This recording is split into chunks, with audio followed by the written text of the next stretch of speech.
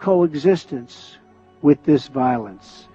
There can be no tolerating it, no accepting it, no excusing it, and no ignoring it. Every time a terrorist murders an innocent person and falsely invokes the name of God, it should be an insult to every person of faith. Terrorists do not worship God. They worship death.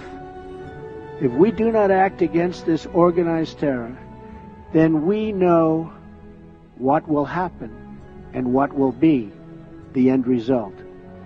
Terrorism's devastation of life will continue to spread. Peaceful societies will become engulfed by violence, and the futures of many generations will be sadly squandered. If we do not stand in uniform condemnation of this killing, then not only will we be judged by our people, not only will we be judged by history, but we will be judged by God. The very word secrecy is repugnant in a free and open society, and we are, as a people, inherently and historically opposed to secret societies, to secret oaths, and to secret proceedings. We decided long ago that the dangers of excessive and unwarranted concealment of pertinent facts far outweighed the dangers which are cited to justify it. Even today, there is little value in opposing the threat of a closed society by imitating its arbitrary restrictions. Even today, there is little value in ensuring the survival of our nation if our traditions do not survive with it. And there is very grave danger that an announced need for increased security will be seized upon by those anxious to expand its meaning to the very limits of official censorship and concealment. That I do not intend to permit to the extent that it's in my control. And no official of my administration, whether his rank is high or low, civilian or military, should interpret my words here tonight as an excuse to censor the news, to stifle dissent, to cover up our mistakes, or to withhold from the press and the public the facts they deserve to know. For we are opposed around the world by a monolithic and ruthless conspiracy that relies primarily on covert means for expanding its sphere of influence, on infiltration instead of invasion, on subversion instead of elections, on intimidation instead of free choice, on guerrillas by night instead of armies by day. It is a system which has conscripted vast human and material resources into the building of a tightly knit, highly efficient machine that combines military, diplomatic, intelligence, economic, scientific, and political operations. Its preparations are concealed, not published. Its mistakes are buried, not headlined. Its dissenters are silenced, not praised. No expenditure is questioned, no rumor is printed, no secret is revealed. No president should fear public scrutiny of his program, for from that scrutiny comes understanding, and from that understanding comes support or opposition, and both are necessary. I am not asking your newspapers to support an administration, but I am asking your help in the tremendous task of informing and alerting the American people. For I have complete confidence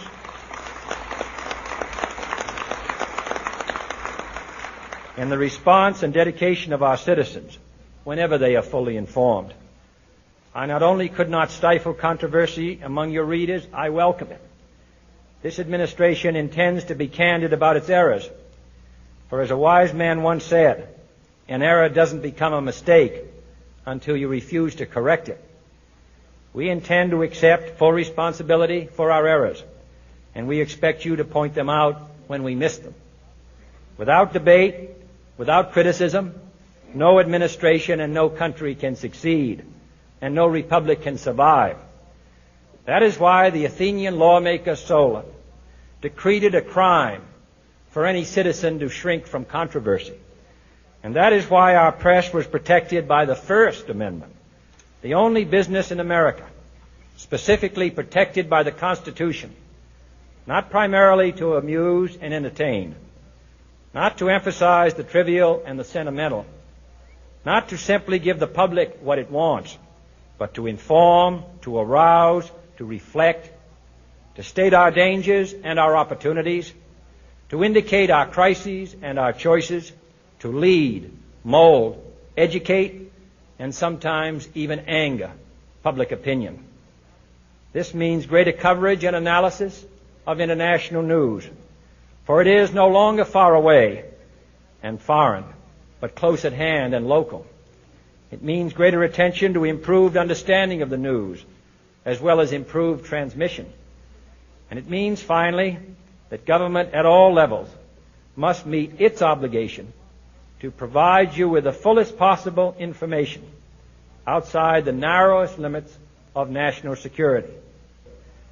And so it is to the printing press, to the recorder of man's deeds, the keeper of his conscience, the courier of his news, that we look for strength and assistance, confident that with your help, man will be what he was born to be.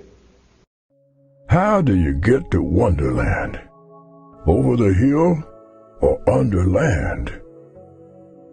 We, the people of the United States, in order to form a more perfect union, establish justice, ensure domestic tranquility, provide for the common defense, promote the general welfare, and secure the blessings of liberty to ourselves and our posterity, do ordain and establish this Constitution for the United States of America.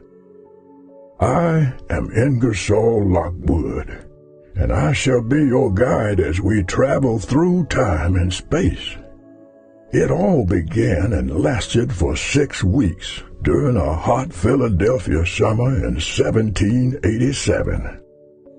Freedom for humanity and the beginning of a great awakening.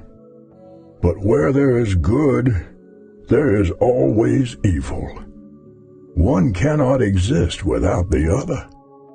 Let us fast forward to the trigger years, moments ruled by Luciferians. The first of note was April 14th, 1865 at 10:15 p.m. in the Ford Theater in Washington, D.C. In a flicker of time and space, our great awakening was once again halted by the most corrupt and evil of sorts. Fast forward to a moment shortly after noon on November 22nd, 1963, in Dealey Plaza in downtown Dallas, Texas. Welcome to Bushy Knoll. Down the rabbit hole we go. It's 6:05 p.m. on April 4th, 1968, in Memphis, Tennessee. Darkness sets in. A new world order begins to take shape. This timeline fragments into two. A great awakening struggles to live. It is birthed on January 20th, 2017 in Washington, D.C. Yet once again, the Luciferians strike. It's October 18th, 2019. Enter the Great Reset. Event 201. Will they suffocate once and for all humanity's great awakening? The final countdown has begun. I will be traveling forward to explore the possibilities and return to share my findings. 2030 beckons me. While I can offer guidance, only together can the awakened effect the necessary changes to save humanity. My time invested in sharing my knowledge of the timeline with Franklin Patrick Herbert Jr., Steve Samuels, and many other keepers of the flame must not go to waste. It's time. Your time. So much to do, so little time. Time is the fire in which we burn. We're running out of time. The fate of humanity rests in the hands of the awakened. The sleeper must awaken.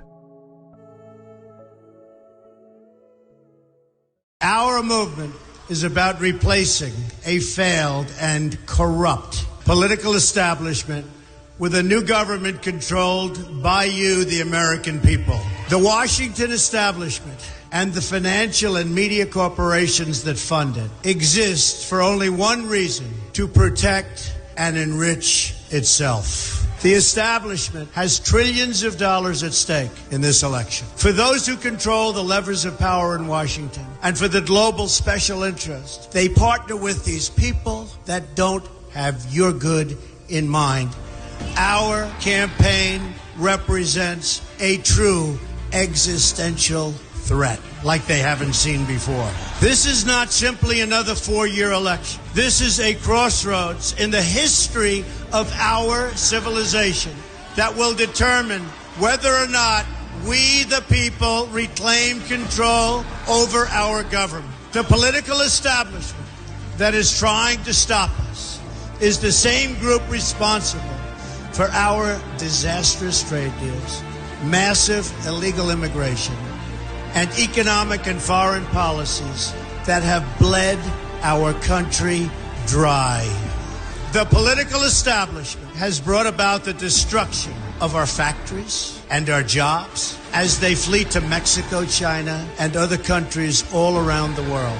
It's a global power structure that is responsible for the economic decisions that have robbed our working class, stripped our country of its wealth, and put that money into the pockets of a handful of large corporations and political entities. This is a struggle for the survival of our nation, and this will be our last chance to save it. This election will determine whether we're a free nation or whether we have only the illusion of democracy, but are in fact controlled by a small handful of global special interests rigging the system, and our system is rigged. This is reality. You know it, they know it, I know it, and pretty much the whole world knows it. The Clinton machine is at the center of this power structure. We've seen this firsthand in the WikiLeaks documents, in which Hillary Clinton meets in secret with international banks to plot the destruction of U.S. sovereignty in order to enrich these global financial powers, her special interest friends, and her donors. Honestly, she should be locked up. The most powerful weapon deployed by the Clintons is the corporate media, the press. Let's be clear on one thing. The corporate media in our country is no longer involved in journalism. They're a political special interest, no different than any lobbyist or other financial entity with a total political agenda, and the agenda is not for you, it's for themselves. Anyone who challenges their control is deemed a sexist, a racist, a xenophobe. They will lie, and then again, they will do worse than that. They will do whatever is necessary. The Clintons are criminals, remember that. This is well documented. And the establishment that protects them has engaged in a massive cover-up of widespread criminal activity at the State Department and the Clinton Foundation in order to keep the Clintons in power. They knew they would throw every lie they could at me and my family and my loved ones. They knew they would stop at nothing to try to stop me. Nevertheless, I take all of these slings and arrows gladly for you. I take them for our movement so that we can have our country back. I knew this day would arrive. It's only a question of when. And I knew the American people would rise above it and vote for the future they deserve.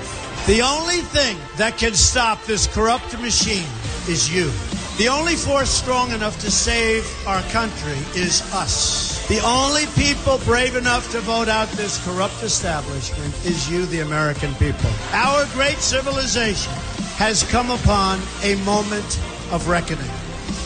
I didn't need to do this, folks, believe me. I built a great company, and I had a wonderful life. I could have enjoyed the fruits and benefit of years of successful business deals and businesses for myself and my family, instead of going through this absolute horror show of lies, deceptions, malicious attacks. Who would have thought? I'm doing it because this country has given me so much, and I feel so strongly that it's my turn to give back to the country that I love. I'm doing this for the people and for the movement, and we will take back this country for you, and we will make America great again.